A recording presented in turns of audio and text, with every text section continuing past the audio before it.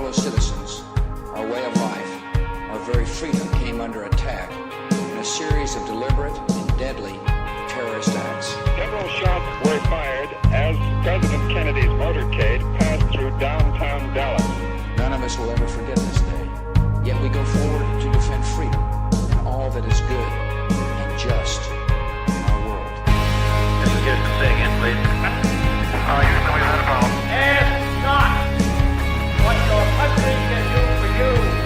Ask what you can do for your country. I have a dream. My 4 little children will one day live in a nation where they will not be judged by the color of their skin, but by the content of their character. I have a dream today. Welcome to the Hagmann Daily Show, weekdays 2 to 3 p.m. Eastern Time. And now your hosts, Joe Hagmann and Jon Robberson.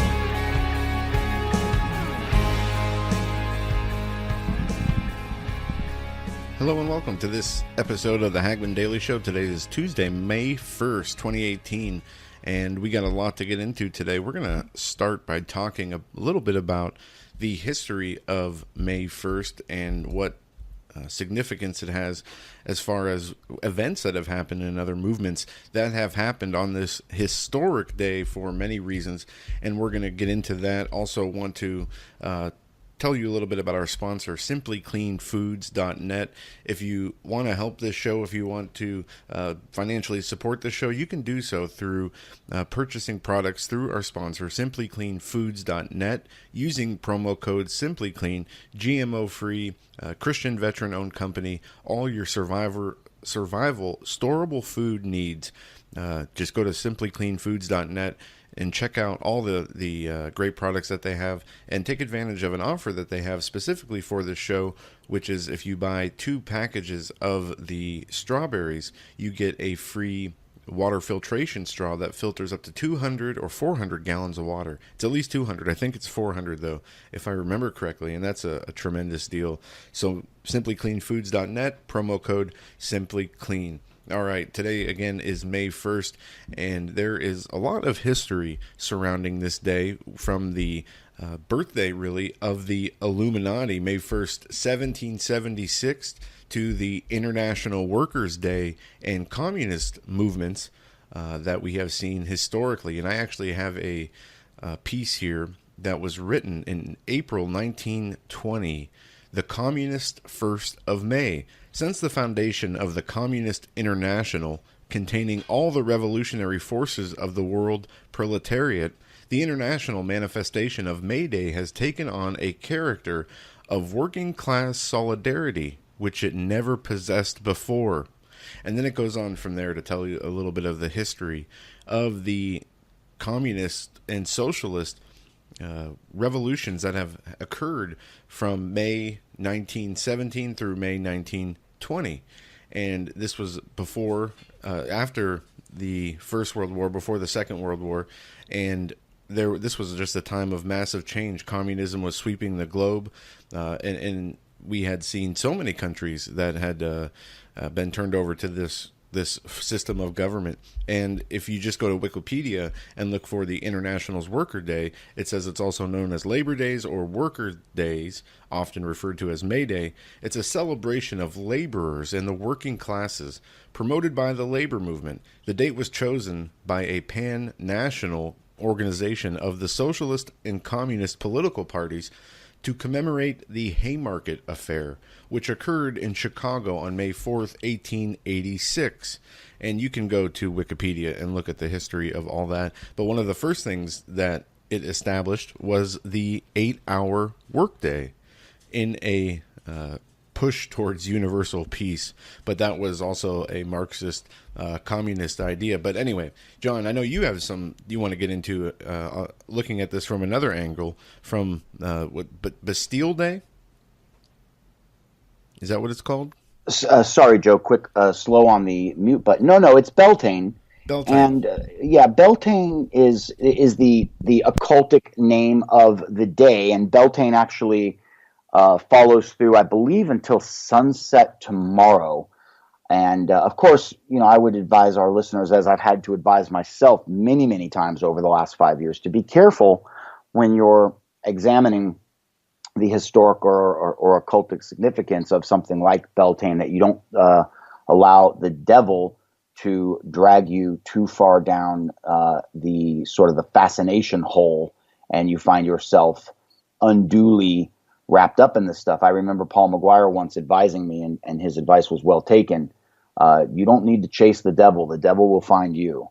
But that being said, Beltane, originally, the etymology, it comes from the worship of Baal, or Baal, the golden calf that goes all the way back to the Israelites wandering in the desert and Moses procuring the Ten Commandments.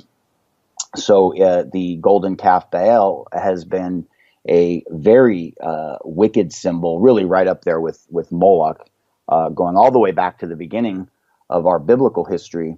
And it's interesting because I was just looking, Joe, at a website. I'm not going to say the name of the website because I don't think our listeners necessarily need to even go to this website. Is that one of the ones you were listing off when you were doing the search? Yeah. And I just want to give people an idea of how prevalent this May 1st Beltane date is to the occult. So there's the Solar Tribe Rite of Beltane, that's in Hayward, California. There's the Beltane Festival at Circle Sanctuary in Wisconsin. Moving down the list a little bit, Beltane 2018 at the Pagan Alliance Church, that's in New York.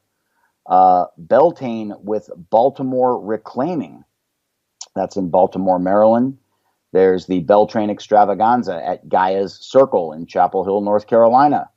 Locally to us, the Pittsburgh Beltane Fest Gala Fest 2018 in the Grove of Gaia.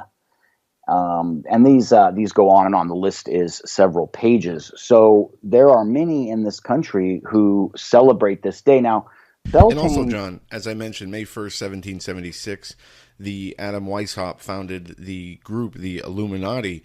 That was the secret society founded actually on the 1st of May, the Bavarian Illuminati, which is interesting and a whole nother, takes us down another look at this occultic angle and where, maybe there's much more to this day than recent history gets into. And I think it has more to do with what you were just getting into, John, some of the biblical history, even though it's not named, by date in the Old Testament. I think we can see that this is some kind of, high occult holy day and has been through ancient times. You're exactly right. If you just do a quick Google search of the word, Beltane is the anglicized name for the Gaelic May Day festival. Most commonly, it is held on May 1st or about halfway between the spring equinox and the summer solstice. And the equinox and solstice, or I guess it would be solstice, are divided into 8 parts, and these are very, very important to those who practice the occult. And when you do a quick search on Google, the whatever's trending on YouTube comes up, and just a quick glance at a couple of them: how to celebrate Beltane all day, no matter what else you're doing. Naked Scottish fire dancing at Edinburgh Wiccan Beltane Fire Festival. The Beltane Fire Dance. Beltane borders Morris dancing, the Beltane Dance. The Satanic Holiday, the Beltane is upon us. And originally what they did in Scotland was they placed their cattle, their livestock, in between 2 large bonfires, ostensibly to protect them from evil spirits. But if you revert that, Joe, back to the book of Leviticus and the instructions given by Aaron to the priesthood under Mosaic law, we know that there were very specific instructions given on how to offer as a burnt sacrifice for the sins of man to the God of Abraham, Isaac, and Jacob. And it was placing a unblemished bullock or bull onto the altar, into a single fire. And so you see that Satan will always, always counterfeit that which the Lord lays out in Scripture, inasmuch even as he does with the original Beltane ceremonies that precede Adam Weishaupt's founding of the Illuminati by a good 200 years. The first original notations of Beltane come out of the 16th century, again, out of Scotland. And the last thing I will add to this is that I think that Adam Weishaupt, who himself was a priest, he was in the priesthood before he, pardon the Star Wars reference, but he turned to the dark side. And so he left the priesthood. And of course, Adam Weishaupt was a very potent. John, there's there's a lot of tie-ins between, when we look at secret societies, Freemasonry, for as much as people look at that as some kind of conspiratorial viewpoint. If you read through the history of Freemasonry and you read the books from the lodges and you see the types of influence the memberships have, there's no denying that there is influences at work here that have powers and extend well beyond what we even know. But there's so much overlap between, the Catholic Vatican priesthood hierarchy and these secret societies. So it's not uncommon to see people who are priests or judges or whatever the case may be also be Masons who have a separate agenda as well. It's a good catch, and I think it segues nicely into a piece I know you wanted to share, Joe, about the Vatican giving what would you call it, VIP credentials to someone who certainly earned them. Yeah, this is an interesting story that I came across this morning that didn't get much publicity. Happened over the weekend. Katy Perry meets Pope Francis, speaks at Vatican conference. Pop star Katy Perry revealed she's a fan of Pope Francis during a trip to the Vatican on Saturday. The singer praised the pontiff for his compassionate heart and inclusivity in an Instagram post for her almost 70 million followers. Goodness. For her meeting with Francis, Perry brought along actor Orlando Bloom, her on-again, off-again love interest. Anyway, what is more fitting than the socialist PC Pope to meet an actual person who admits they worship Satan, admits they're a witch, is attempting to buy an old Catholic nun covenant to transform it into some, ritualistic spiritual playground. This is crazy. Indeed. Since when does the Vatican give a platform to professed Satanists? Well, maybe always. The convent story is in Los Feliz, the actual property itself. I used to live very near there, Joe. Yeah, she's suing nuns, trying to steal property away from these old ladies. Well, and yes, and unfortunately, one of the sisters passed away recently. Yeah, well, there's only one alive. Yeah, I mean, you want to talk about the clash, the battle of evermore personified in two individuals. You have an octogenarian nun who's served the Catholic Church for the majority of her life, 60 plus years, 70 plus years, in a direct legal battle with Katy Perry. And the last I read on that nun, which was probably 2 weeks ago, Joe, she was appealing directly to the Pope. Well, I'm afraid that appeal may be compromised, to say the least, with Katy Perry being given audience. Yeah, what does that say? The Pope and the Vatican. What does that say about the Catholic Church when somebody who, like this nun, and I'll get her name, I've listened to her on Laura Ingraham a few times. Oh, she's a sweetheart. She's just a dear, sweet old lady, but go ahead. Well, somebody like this nun who's given a lifetime of service to the Catholic Church without incident, only trying to save the place that she's lived, and was promised she could live until her life is over, which isn't going to be many more years. And she can't even she's fighting a legal battle over her house being stolen with this lady, this witch, Katy Perry, who gets to go meet the Pope. And I can't state this enough. You can go on YouTube and search it yourself. Katy Perry is a self-professed devil worshiper.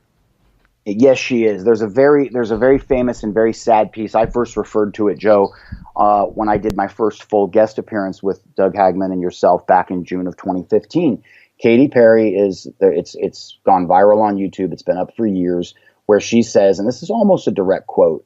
She said she tries to downplay her early career in Christian music. Now, my dad promoted a couple of Katy Perry's concerts. I actually attended one. I was in the same room with Katy Perry. My dad's actually asked me not to go into specific detail about that, and I need to honor his wishes since, of course, my dad is still in the concert business. He does not, of course, do business with Katy Perry. But Katy Perry downplayed her early years in Christian music by saying, when I was 15, I recorded what I knew, which was the gospel music I heard around my home. But when I figured out I wasn't going to be the next Amy Grant, I sold my soul to the devil. And of course, it's infamous. It's all over YouTube. But Joe, I want to segue with your permission. If you could reiterate for our listeners, how many followers did you say Katy Perry has on Instagram?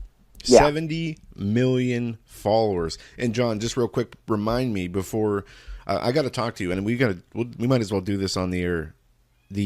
Something is going on. They're messing with our YouTube views very, very heavily. Yes, they are, and we do need to touch on that. But before we do, let's just discuss quickly the article that is really moving around town, penned by your father, Doug Hagmann. And this is not meant to be a shameless plug here, listeners, but this is very important. We worked hard throughout the weekend at the Hagmann Report. This was a team effort. All of us put in long hours. I worked Saturday. All of us worked a very long day yesterday to host Diamond and Silk, Lynette and Rochelle, at the Hagmann studio. Now, they weren't with us physically in studio, but they've been on with us once about a year and a half ago in the summer of 2017. And it was a short piece. It was kind of an introduction to Diamond and Silk, so our listeners and viewers could enjoy their work, and it was a popular piece back then. But this from Canada Free Press, also up at stevequayle.com and, of course, at hagmanreport.com. Diamond and Silk righteously rain fire and brimstone on Congress. Now, I did much of the transcription for our press release that went out yesterday of the interview, Joe, between yourself, Lynette Hardaway, Doug Hagmann, and Rochelle Richardson, Diamond and Silk, respectively. And one of the things that they mentioned that just needs to be hammered home so that everybody's crystal clear on this, Diamond and Silk have 1.6 million Facebook followers. They enumerate in that interview, it's posted, the segmented piece is up at Hagmann Report. You can go to our YouTube channel, Hagmann Report, or go to hagmanreport.com. It's linked to the article. And they enumerate all of the ways that Facebook has messed with their capability to get their content out to people who have liked their Facebook page. By liking that page, you're effectively entering into a contract saying, I, as a consumer, want this content.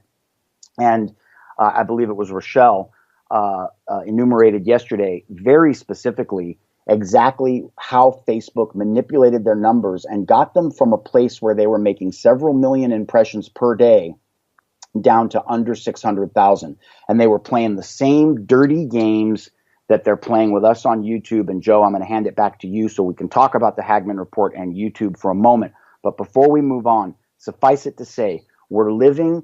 I've got to borrow this from John B. Wells. If this is not the end of the age of the church, it will certainly do until that day arrives, because we see the Pope, the Pontiff, the man who purportedly occupies the station of Peter, the rock upon whom Christ built his church, giving audience to Katy Perry, while a nun who spent her life service in Los Angeles, in Los Feliz, in East Hollywood, as part of this convent, is fighting to keep the convent as a sacred piece of real estate, while Katy Perry attempts, and it poses an interesting question, Joe. Katy Perry, with all the money in the world, why is she so set, so fixated on this single piece of property in LA when she's one of the few people that could open up her checkbook and buy any property in LA she wants? She could close the deal today. So what do we see? We see Diamond and Silk specifically smashed down, hammered down, censored, basically told to shut up, while Katy Perry builds an army of followers. And at the same time, we had Diamond and Silk on yesterday. They were very transparent, very funny too. And they enumerated the nightmare that they went through. They had it down to the days, hours, and seconds that they were going back and forth with Facebook, only to find out that at the end of the day, Facebook was doing absolutely nothing to mitigate their issues. They were being sent from one department to another, one phone call to the next, one email to another, and then they find out at the end of it all that nothing, zero, had been done. They were literally being given the definition of the runaround. But that being said, Joe, I'm going to take a sip of my tea, hit it with the YouTube issue, because our numbers are in the toilet, and we know that that's not true. And that's my thing. That's what I'm wondering. That's what I'm sitting here as I spent maybe the last 40 minutes going over our YouTube channel and looking at these numbers, and they just don't make sense. And I'm just wondering, which I find it hard to believe that we're getting this low amount of views, or our content is being suppressed and people aren't able to find it, or people are choosing not to look at it. I don't know how much of it is what, but when, even an average Thursday or Friday show, gets 12,000, 15,000 views in 24 hour, and last night's show with Diamond and Silk on it says it's only got 6,000 views. It doesn't make much sense, and that's just one small example. And our segmented pieces have gone from having thousands of views each down to just a few hundred here and there. It's really weird, and our subscriptions have halted, it seems. It's a smackdown, and I'll tell you, this is interesting. This is anecdotal, and I'll be the first to admit it. But while the show was live last night, I put out a tweet. I put out a couple of tweets. I put out a tweet that was promoting Diamond and Silk on our show. Okay, I tagged Diamond and Silk to the tweet, and that tweet has exactly one retweet. It says 3, but the first and the third are by me. It's got 3 retweets and 2 likes. But at the same time, I put out a tweet saying that Koinonia, I always have a hard time with this one, Koinonia House announced through their Facebook page while we were live last night the passing away of our dear brother in Christ, Dr. Chuck Missler. And that tweet has over 25 retweets. Let me look at it. It's got 24 retweets, 7 comments, and 49 likes. So Diamond and Silk, inarguably 2 of the most famous women in the country, that promotion of that piece on our show gets nothing. But yeah. Chuck Missler, who granted was very famous and well known in the evangelical Christian community, has 600% more action on the tweet than the Diamond and Silk one. I'm convinced that Joe, myself, that my account, your account, the official Hagmann Report account, I used to, when I was earlier on Twitter, I have about 7,500 followers. Back when I had like 2,500, 3,000, I got piffy little comments or interesting news articles that were retweeted 100, 200, and sometimes even 300 times. I never get anything retweeted more than about 25 times. The exception to that being even this piece that I retweeted from SGT Report, which was a huge interview that he did with Liz Crokin, tagged to the tweet, Liz Crokin, Becky Piercy, and our friend Melissa Zachariah, the honeybee, all 3 retweeted. That's over 200,000 Twitter followers between those 3 accounts, 24 retweets and 36 likes.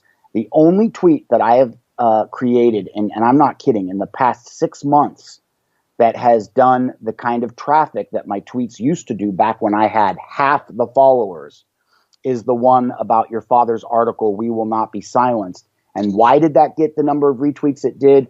Because Jack Posobiec and Liz Crokin and Gretchen Smith and a couple of other people who follow my account who have enormous followings themselves were kind enough to retweet it. My point is, this makes no sense. And I'll add this lastly and give it back to you, Joe.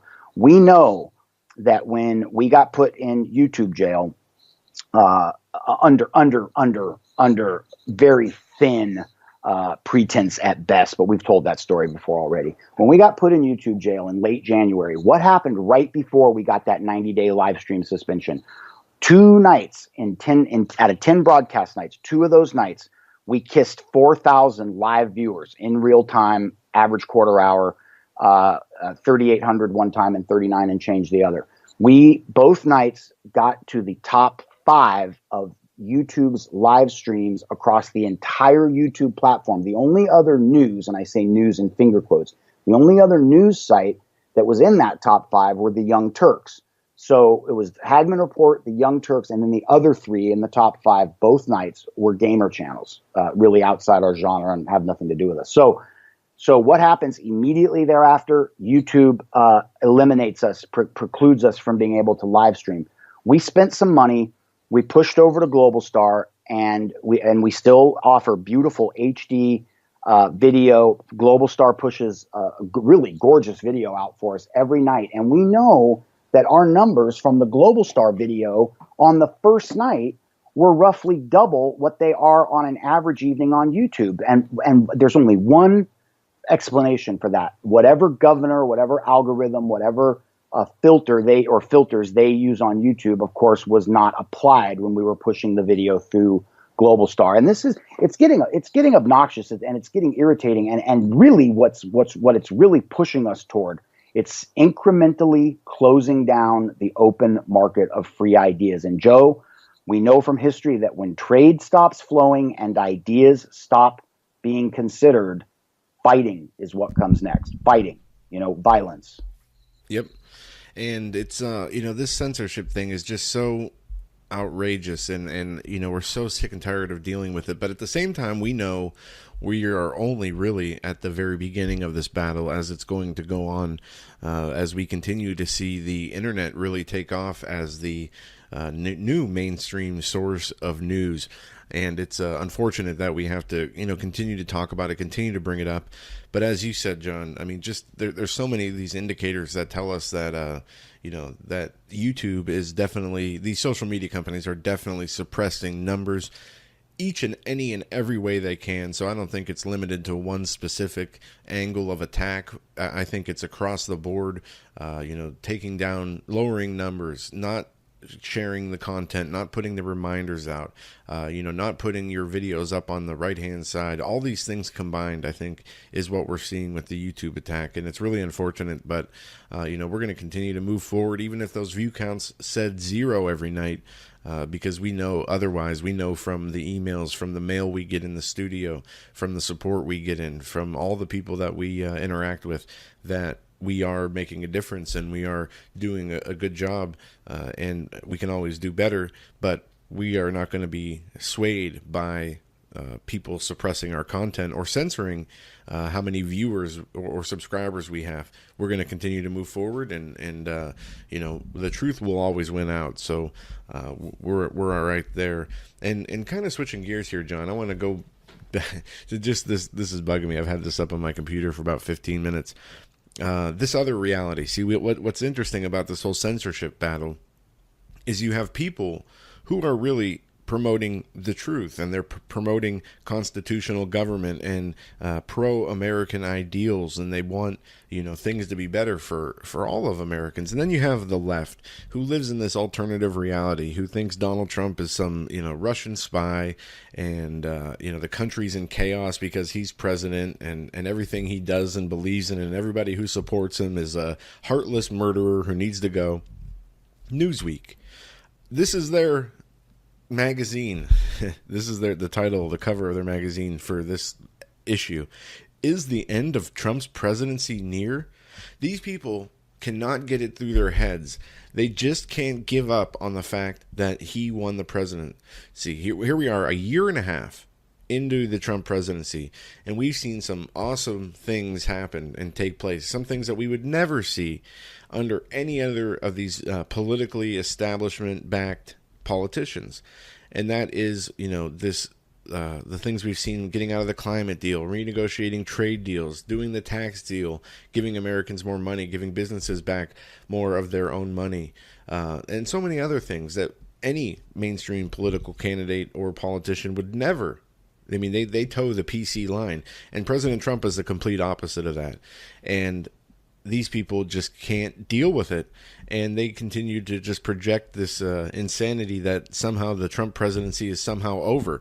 Now, on top of that, we have this Robert Mueller investigation, this witch hunt, that has been shown to be nothing but the biggest political scandal and crime, I'd say, in the higher office of our government in over 100 years, where you have the DOJ, members of the top levels of the FBI and DOJ and former Obama administration criminally plotting a conspiracy to frame President Trump, and not only that, to unseat him as president. And this whole joke of this Robert Mueller investigation, even the more we learn about the Strzok The headline today, new text from Trump-hating, Hillary-loving FBI lovers Strzok and Page show efforts to communicate work-related matters on personal accounts. That's up on Hagmann Report too. And then you have this, President blasts leaks to media revealing Mueller's questions on Russia.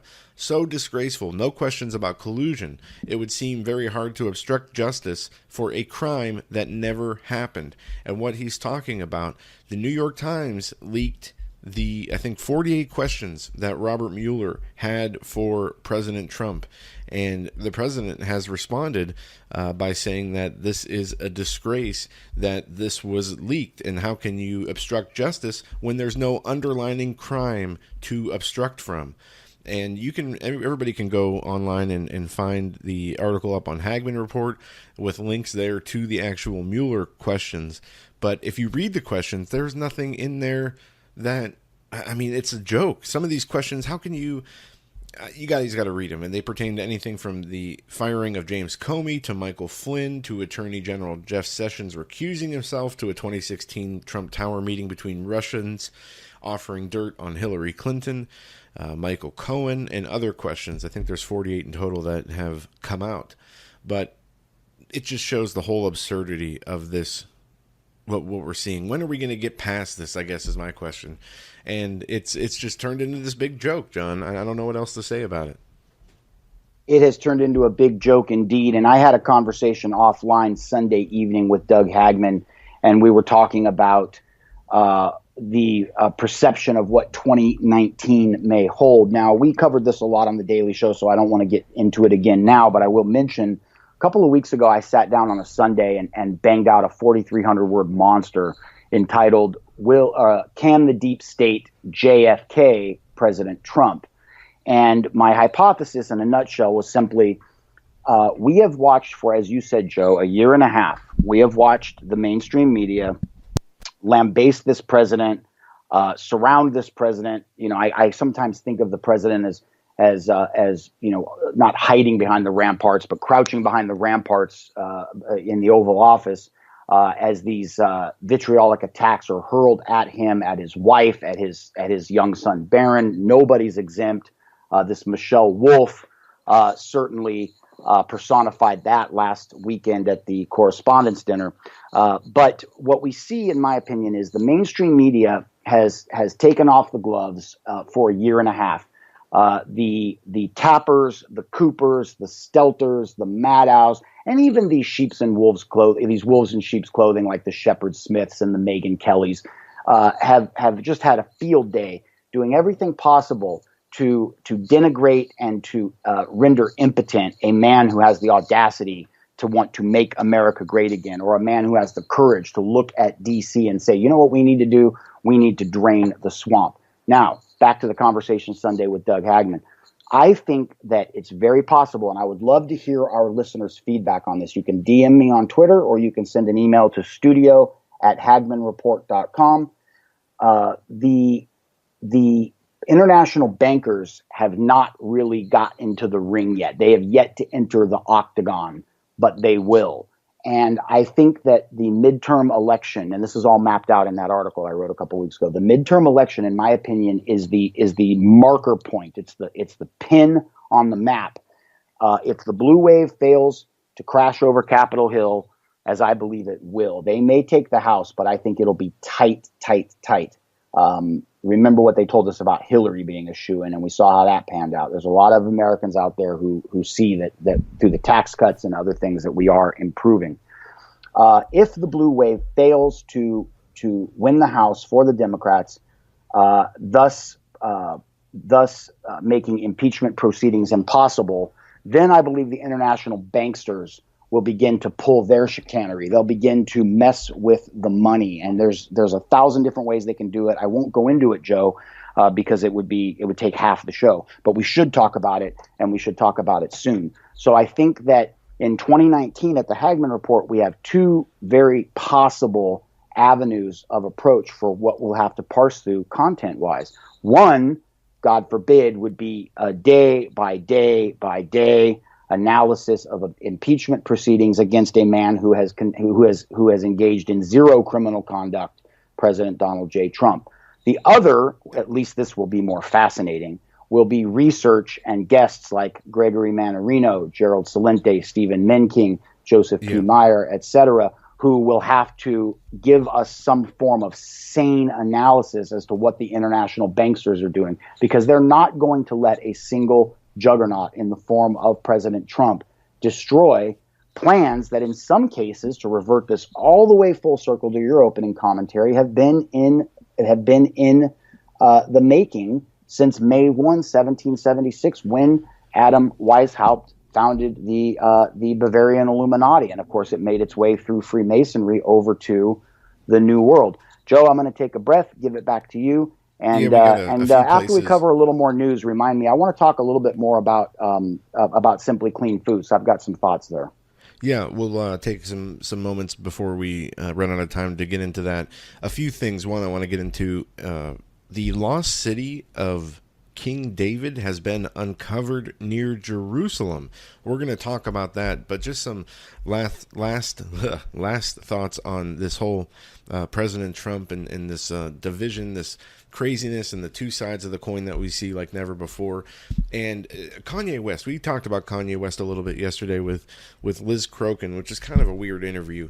But anyway, Kanye West has come out and said publicly only that he loves President Trump as a human being, as a brother, and he doesn't agree with his political ideas, and he's urged others to think for themselves. And the left has such a hard time with this, from Maxine Waters telling him to shut up and just, not talk so much, to others telling him to shut up and rap, to people out in the entertainment industry calling out his mental health. And he continued to put out tweets, and the mainstream media has really stopped covering this. But actually, Kanye West tweeted out a history of how the Democratic Party was the party of slave ownership and Jim Crow laws and whatnot. So he's really having an impact. And then I saw this, John. I don't know if you saw this. Rapper calls on gangs to attack Kanye West after Trump comments. Kanye West may need to watch his back next time he's in LA after a rapper called on the city's gang members to assault him because of his support for President Trump. The threat came over Instagram from Daz Dillinger, a former member of Snoop Dogg's 1990 rap entourage. And then it goes from there, and I guess there's a video that has since been removed, which he calls on this Kanye West, says he better not ever see him in real life. He better not see him in concert. And he calls on all of the gang of the Crips to attack him. Isn't this crazy how far these people... I mean, look at the evil that surrounds these people who hate Donald Trump. That just there tells me everything I need to know. But if you start getting into it and dissecting it more, you see where these lines really are. And look how far these people will go just because somebody supports somebody they don't like based on lies. It's insane. Joe, it goes back to Paul McGuire's admonishment to me several years ago regarding studying the occult. He said, you don't have to go looking for Satan. Satan will find you. We are in an era now, patriots, where you don't have to go looking for trouble. Trouble is going to find you, because the left in this country, the secular progressives, are like petulant children. Many of them have never been in a fight. Okay, they've never had that experience of, and I know many of our listeners have, where you realize I'm losing this fight. Like like you've taken a couple of good hard shots to the body, maybe one or two to the nose. You're not thinking straight, and you know you're losing this fight, and that's a very scary feeling to have. And frankly, I think it's a feeling that most young men need to be aware of as they move into adulthood, because it should temper the spirit. It should give you the courage to cross the street or leave the bar or leave the party or frankly tell your girlfriend to stop popping off and get in the car and let's get out of here. I mean, there's no shame in removing yourself from potential conflict. The problem is, and we saw this in that park in Austin, Texas earlier this year with Owen Schroyer from InfoWars, the left was starting to show up armed. And in open carry states, there is no law that says conservatives can open carry, but liberals can't. So back to Paul McGuire. You do not, this summer, hear me out, Patriots listeners, this summer, you do not have to go looking for trouble. The left is beating the war drums. They're screaming like babies with poopy pants. They're going to bring trouble to you. And that's why it's so important that we have our information correct, that we engage in the info war as it is today, that we seek knowledge, that we study to show ourselves approved. And equally important, Joe, that we take care of our returning warriors. I don't want to spend too much time on this, but I don't want to leave it for another day either. Everyone knows Daily Sheeple is one of my favorite news aggregate sites. This is from the Daily Caller, written by Anders Hagstrom. The headline: Army vet takes shocking photos of thrashed VA clinic. U.S. Army veteran Christopher Wilson showed up to a Utah VA clinic only to receive treatment in a dilapidated room covered in trash and debris, sparking a firestorm on social media and an apology from the clinic. Now, Joe, we had Chance on 2 weeks ago, and we talked a little bit about the VA experience. I told our listeners about the whistleblower who contacted me in early 2015. Just to give another quick piece of this article, and I'll hand it back to you, brother. Quote, the condition of the room was the way it was when he went in. No other room was offered, and no attempt to clean it up was made for the duration of his appointment. Stephen Wilson, the vet's father, wrote on Twitter. No apologies offered. He received injections for a service injury during one of his tours in Iraq. The veteran's father, Stephen Wilson, tweeted out pictures. And by the way, you can find Stephen Wilson on Twitter at capital GR8_2B_alive. Great to be alive. By the way, no offense, Mr. Wilson, I can't stand Twitter handles like that.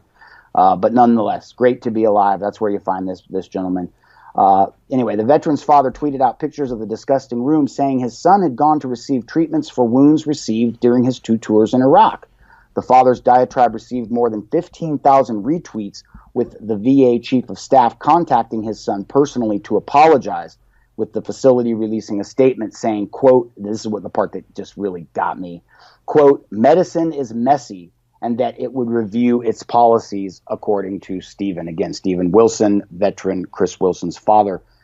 Joe, the pictures are on Twitter, and this is not medicine is messy. This looks like a dumpy janitor's closet from an inner city elementary school. Well, that's unfortunate, and we've talked too often about the horrible conditions at the VA and the terrible rise in homelessness from returning veterans, and not being able to get the medical care, not being able to get the support, not only from the government but also from the community. And that's why places like simplycleanfoods.net and Chance, they set up, they don't have this finalized yet, but the Adopt a Vet program that they're going to be rolling out. And we need to have more community-led efforts to solve problems like this. And one of the things about the culture and atmosphere in America during the World War II was how the whole country came together, from everything from the manufacturing sector, just the whole working sector, as a majority of the men were at war. You had people donating supplies and medals. You had people rationing. You had the women in the factories making weapons. Everybody seemed to make some kind of sacrifice for the betterment of the community. And we don't have that sense of community today. We're more isolated and far away from each other than ever before.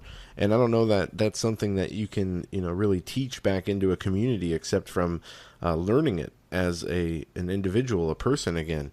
So as something to inject our kids with is that sense of community. That's so important that we do that, because we see how far away we've gotten from that. If we still had that community mindset, the things with these the veteran issues would not be issues.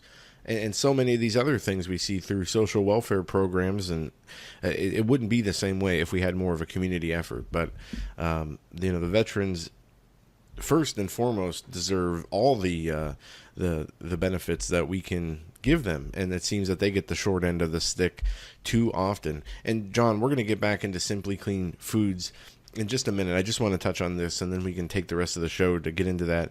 Ancient lost city of King David is uncovered near Jerusalem. An expert says it proves the Bible is accurate. Historians believe they've uncovered a building belonging to the settlement linked to the biblical king. a lost city that appeared in the Bible Wow. has been found near Jerusalem. Real quick. Where are you sourcing that from? This is from The Sun. Here, I'll shoot it to you in Skype. I'll find it. The link was on Go ahead. Drudge. So it was on the left-hand column in Drudge just about a half hour ago. Archaeologists are divided over whether or not biblical figures such as King David and King Solomon ever existed. Professor Frost, co-head of the archaeological dig, said the latest findings back the case for the historical accuracy of the Bible. He says the latest discovery is part of the events in the Bible ascribed to the kingdom of David. The biblical references of King David is an ancestor of Jesus and would have existed around 1000 BC. So we'll have to continue to keep our eye on this, but one of the things that's so fascinating to me is how much biblical history has been unearthed just in our last 10, 20 years. I mean, we see stories all the time about stuff like this, John.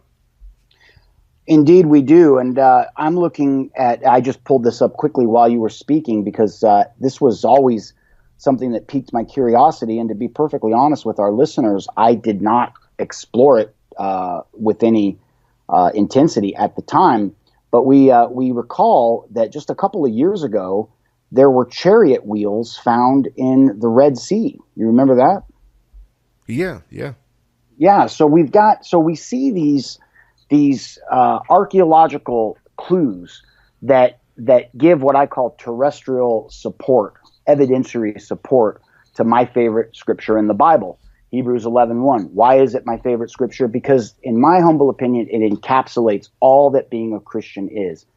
Faith is the substance of all things hoped for, and the evidence of things not seen. So when we see these amazing archaeological finds, it should give us buoyancy and it should give us strength in our faith.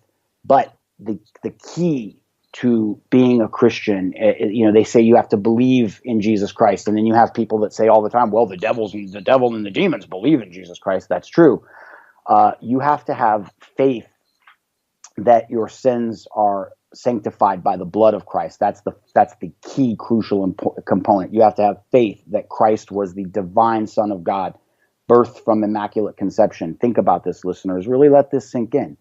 The seed that inseminated Mary came from God, from Jehovah, and that's the critical key start point for a walk in Christian faith. It's not about being some do-gooder. It's not about being so blemish free that you take it upon yourself to walk next door and tell your neighbor what's what. In fact, I think that's antithetical to much of what real Christianity stands for and what it was really meant to be.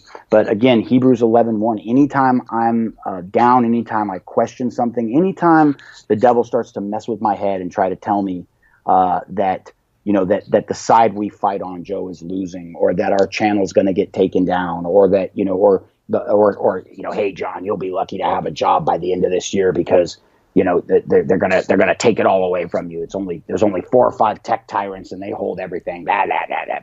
Whenever those thoughts begin to permeate, I just go back to Hebrews 11:1. And I've noticed, Joe, during my tenure with the show, that when we remain on point, when we remain on track, when we don't meander, when we don't allow ourselves to sometimes we take the bait, but when we don't allow ourselves to consume the bait and to go on ad nauseum about things like Stormy Daniels or some of these other stories that yes, they're part of the news cycle, but are they really news?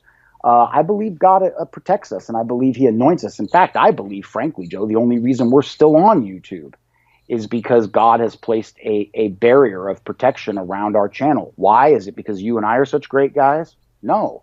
It's because there are tens of thousands of people who include the Hagmann Report in their prayers every single day. And Joe, you and I should both be humbled and grateful. And I know you well enough, brother, to know that you are. But think about this. And I do think about this. And sometimes it really is what my heart needs at that very moment.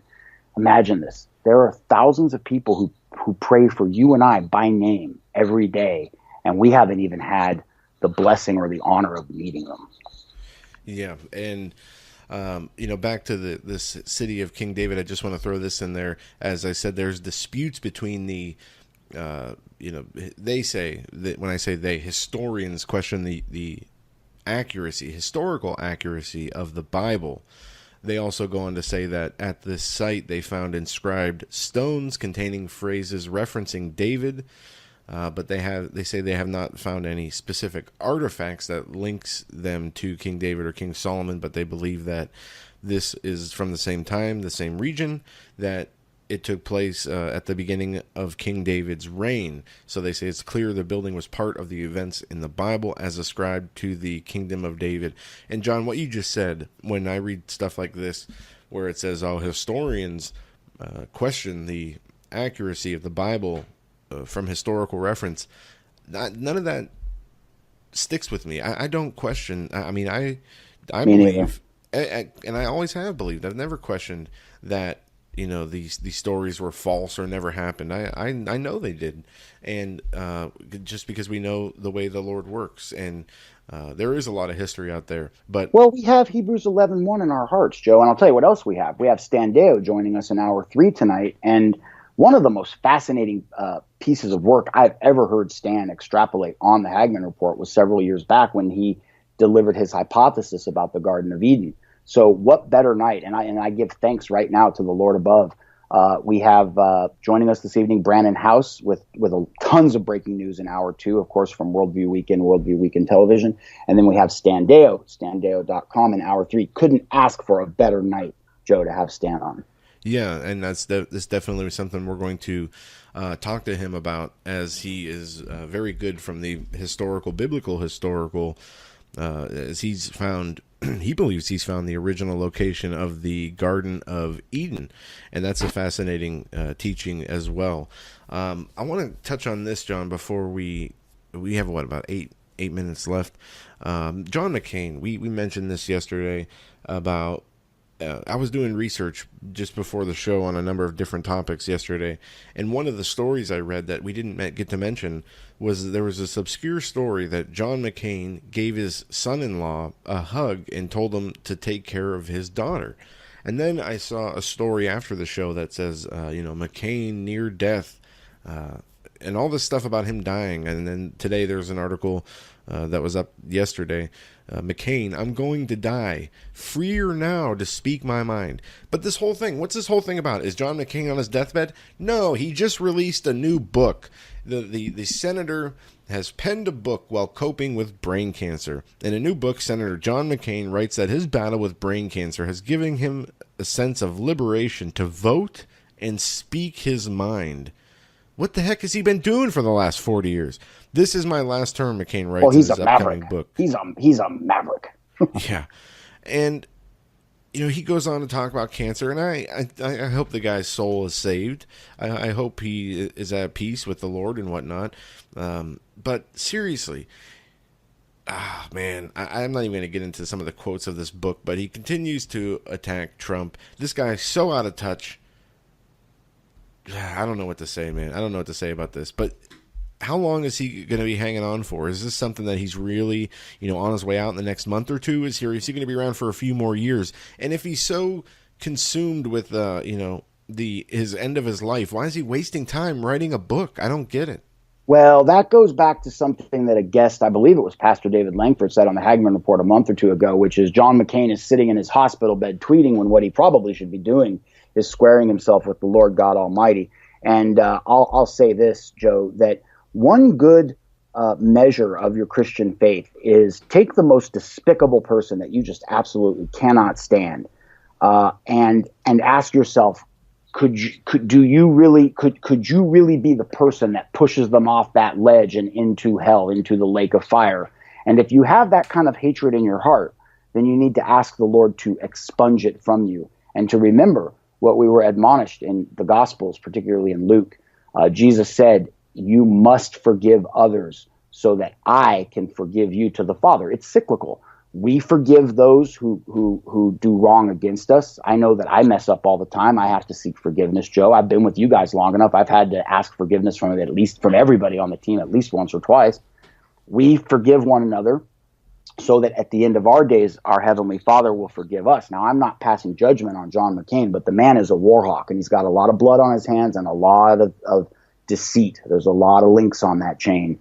Yeah. And my hope would be that he's squaring with the Lord. I just wanted to mention quickly about simplycleanfoods.net. And Joe, I hope you don't mind me saying this, but the support that our listeners are giving to simplycleanfoods.net, it's starting to make a difference. You know, Joe and I are starting to make like $40 or $50 a week for doing the show. And I know that might not sound like a lot of money, but it's a tank of gas and it makes a big difference. It enables, you know, it may pay Joe's gas bill for the month. It may take care of my cat food and kitty litter, but it does at the level of income that we get by on month in, month out. It makes a big difference. And I just wanted to say that by a very personal way of saying, I've had the bananas, I've had the coffee.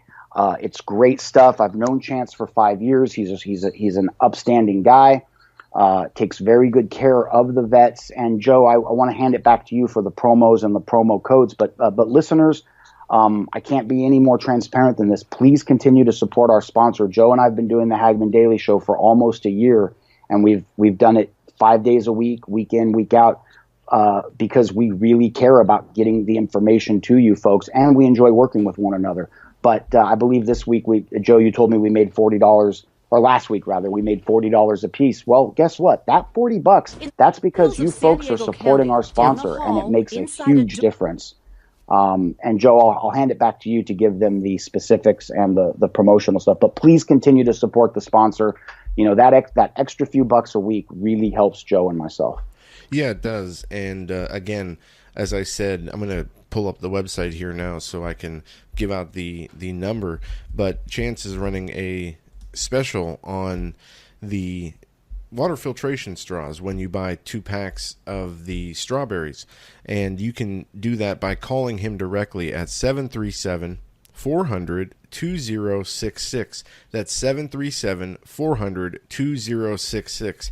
Now, anything else you order off the website, you use the promo code SimplyClean.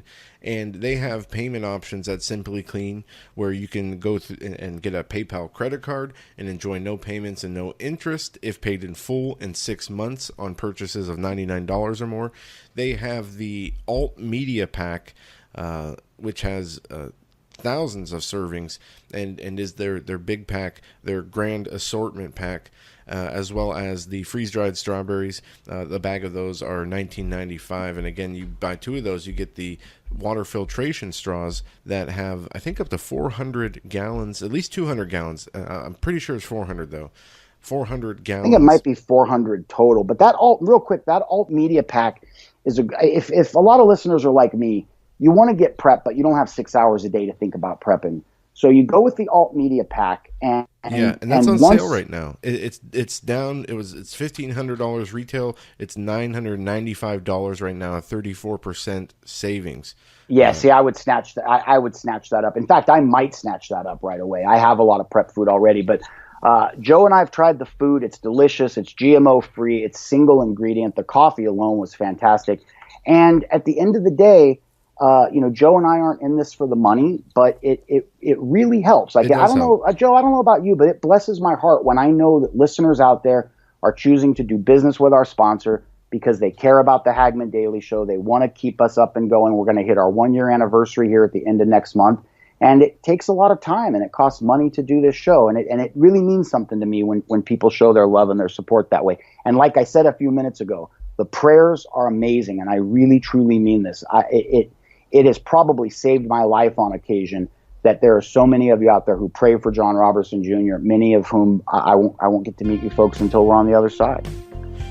And that's great. Again, this site, simplycleanfoods.net, the Alternative Media Pack 2018, discounted 34%, $995, and you're supporting the Hagmann Daily Show if you purchase foods from simplycleanfoods.net. And if you have any questions, again, call them 737-400-2066. And we will be hearing from Chance this week at some point as we will bring him on. Yeah, he did a great job when he joined us last time. That was an enjoyable interview. Yeah, and it's always great to help support the show when you support our sponsors like this. So simplycleanfoods.net, and that will do it for us today. We will be back tomorrow. Have a great day, everybody.